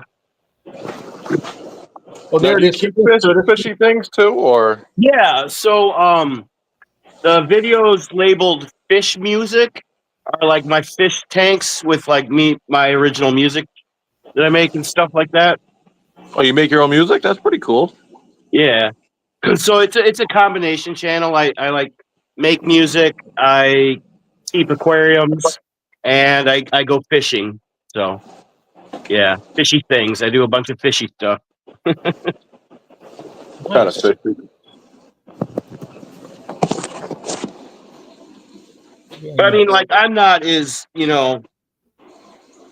I'm not like where you guys are. I have 3 aquariums, so I'm not like I You don't know, have whole fish rooms. If you I don't have could, to I have a whole would, fish but I don't room. think my wife will let me. Yeah, you don't need to have a whole fish room. You got 3 tanks, and you like the hobby. That's all. You know, Right. you could have one aquarium. You're always gonna. There's people that don't even have an aquarium. Everybody's welcome. Right. But yeah, you know, it's you got that 110 gallon tank. That's bigger than my biggest tank is a 75 in mine. But yeah. So well, let's see here.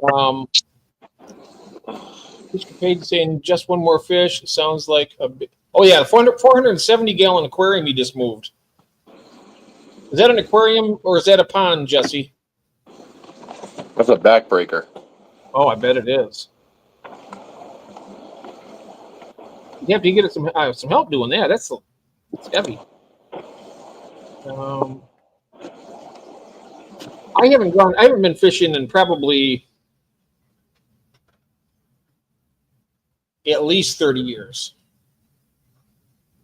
It's been probably longer than that. Oh, there he is. Yep. I just want to switch over to my computer. All right. I believe you wrote me on Facebook. I'll get in touch tomorrow. Yep. Yeah. So that's going to be. I tell you, I learned something new about the vinegar reels. I never knew how to do that. I was like, I can do that now. Your 8 backwater changes. Well, I'm probably going to be wrapping it up here in about 9 minutes, Shirley. About 12:30,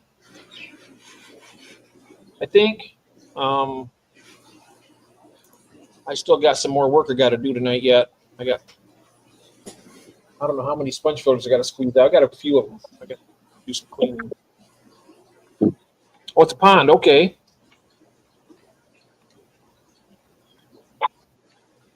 All right. So just one more fish. When are we going to get a tour, Jesse?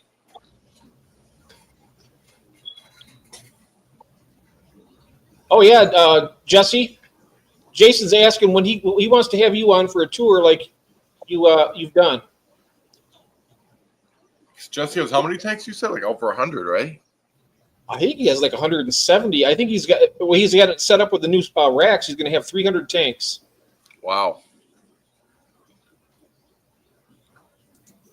No problem, Nathan. Oh, okay.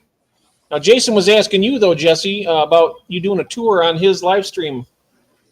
He does it every Sunday night at usually about 9 or 9:30. Let's see here. I just pulled a female calico koi swordtail. Oh wow! Excellent, nice. Awesome. Yeah, the calico koi, those are nice. I got my 2 pair. My females are getting nice and plump on my red velvet. Hoping I get some from them. Very nice. So, all righty. Well, I don't know about you guys, but I'm kind of tuckered out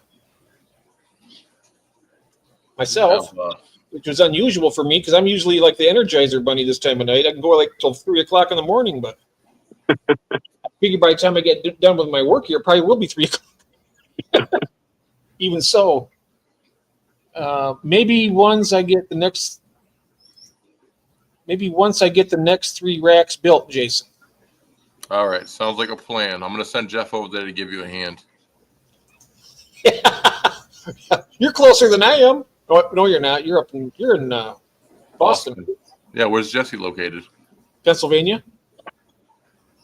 About the same distance, probably. I don't know. You're probably closer a little bit. We should probably send David over there to give him a hand. Yeah, we'll have David help you. He can do all the what do you call it, automatic water system for you. I gave them all lots of Elodia and such, and the super slow being. Oh wow. Okay.